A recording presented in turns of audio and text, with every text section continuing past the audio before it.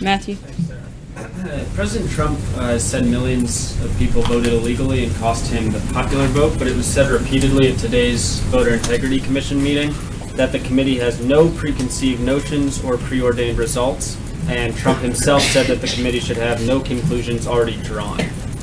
So which is it? Did millions vote illegally, or do you guys not know? Because the White House has now said both. No, we haven't. The president's entitled.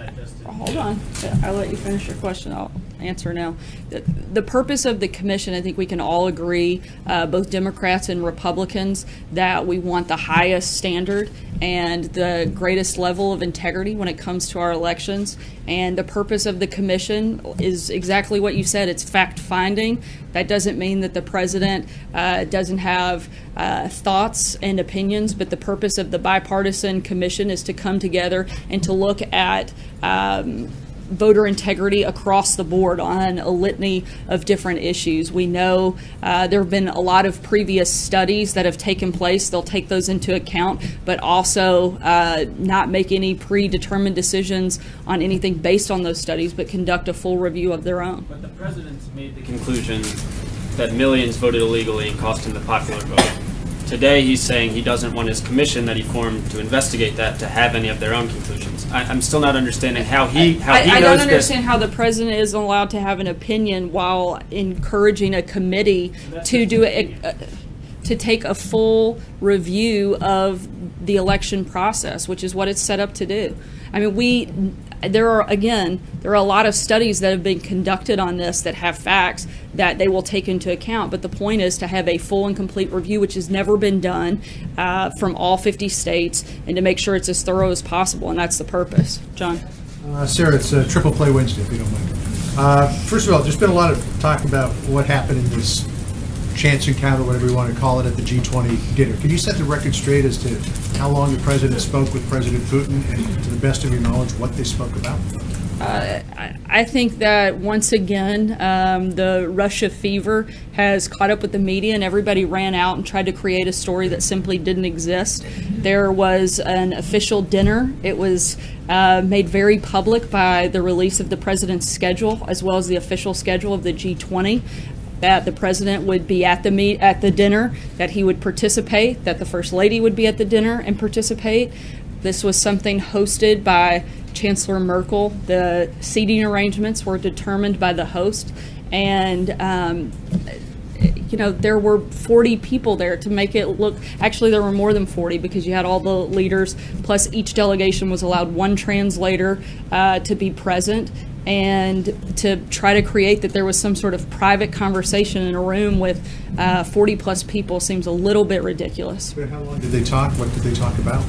They had a brief conversation, and I'm not going to get into the specifics of the conversation, but again, this was a social dinner where the president spoke with many world leaders, as is the purpose. I think it would be incredibly awkward for them to all sit at a dinner and not speak to each other, and I would imagine that all of you would agree with that. The Secretary of State on the Russia meeting, the Secretary of State provided a pretty full readout of the president's conversation with President Putin in the actual one-on-one.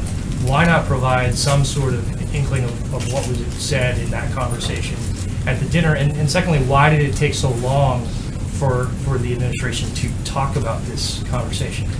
First of all, the first account given by Secretary Tillerson was a formal bilat, which is very different than a social working dinner with all of the leaders. He was seated next to the First Ladies of Japan and Argentina, and we didn't offer readouts of either of those conversations. As a set precedent, President Obama had a pull-aside in 2011 at the G20 where there also was not a readout. In fact, ABC said at the time that it wasn't necessary because it was a private conversation of a social gathering. There's a very different standard that you guys like to draw between this White House and previous administrations, and you try to create a situation that frankly just wasn't there. In terms of how long, this was a publicly disclosed event. The president participated in an official dinner of the G20 that was part of his schedule that was released publicly. You guys came and took pictures of it. It wasn't like this was some sort of hidden dinner. The pictures have been replayed over and over. It was part of the official G20 schedule. So to act as if this was some secret is just absolutely There's a great absurd. deal of public interest in any exchanges between these two leaders. Why did it take so long? Why did it take so long for what? I'm lost on your question here. I'm not trying to be dismissive, but it seems silly that we would disclose a dinner that we had already announced he was participating in. I'm not sure what other announcement should have been made. You guys have pictures of the event taking place, and it was on both the president's schedule as well as the G20 schedule. Those two together in their private meeting.